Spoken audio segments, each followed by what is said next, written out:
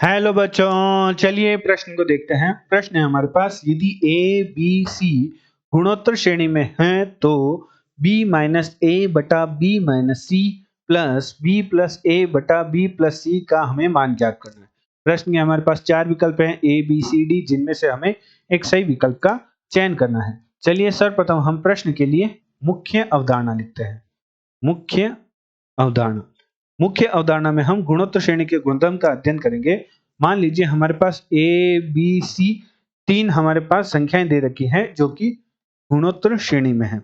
अर्थात A B C यदि गुणोत्तर श्रेणी में है तो इनके मध्य संबंध होगा कि b का वर्ग बराबर होगा ए सी के। तो ये हमारे यदि ए बी सी गुणोत्तर श्रेणी में है तो इनके मध्य संबंध होता है b का वर्ग बराबर होता है ए सी के। अतः प्रश्न अनुसार प्रश्न में हमें मान ज्ञात करना है b माइनस ए बटा b माइनस सी प्लस ए प्लस बी बटा b प्लस सी।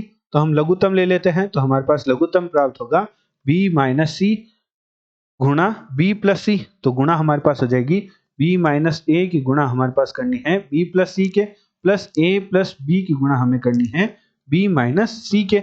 चूंकि हम जानते हैं हमारे पास एक सूत्र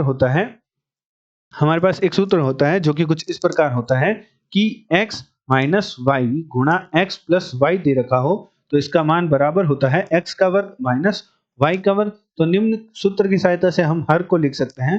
हमारे पास जो हर है वह है b माइनस सी गुणा b प्लस सी। तो हमारे पास हर हो जाएगा, वह हमारे पास हो जाएगा, हर को हम लिख देंगे b का वर्ग माइनस c का वर्ग। और अंश में हम गुणा करते हैं तो अंश में हम b माइनस ए की गुणा जब b प्लस सी से करेंगे तो हमारे पास प्राप्त होगा b का वर्ग plus b c minus a b minus a c, और प्लस ए प्लस बी की गुणा b माइनस सी से करेंगे तो हमारे पास प्राप्त होगा प्लस b का वर्ग minus b c plus a b minus a c के। तो यहाँ क्या है, हमारा ए बी है वह माइनस का ए बी प्लस के ए बी से, और BC से घट रहा है, और हमारे पास प्राप्त हो रहा है 2b का वर्ग माइनस ए सी, 2b का वर्ग माइनस 2ac प्राप्त हो रहा है।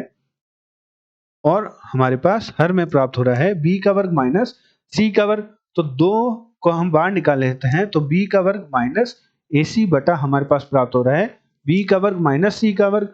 चूंकि प्रश्न अनुसार प्रश्न में हमें कहा है कि a b c क्या है, गुणोत्तर श्रेणी में है, अर्थात b का वर्ग बराबर हमारे पास है ac के।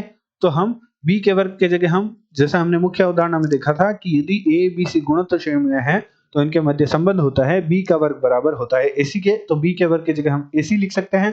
तो हमारे पास प्राप्त होगा 2 गुणा ac माइनस ac बटा हमारे पास प्राप्त हो जाएगा b का वर्ग माइनस c का वर्ग। तो हमारे पास अंश में प्राप्त हो जाएगा 0 बटा हमारे पास कुछ भी होगा तो मान हमारे पास 0 ही प्राप्त होगा। अर्थात हमारे पास मान ज्ञात करना था वह हमारे पास 0 मान प्राप्त हुआ। तो चलिए प्रश्न के विकल्प देखते हैं। दिए गए प्रश्न में जो हमारा डी विकल्प है वह प्रश्न का सही उत्तर है। आशा करते हैं आपको प्रश्न का समझ आया होगा। धन्यवाद।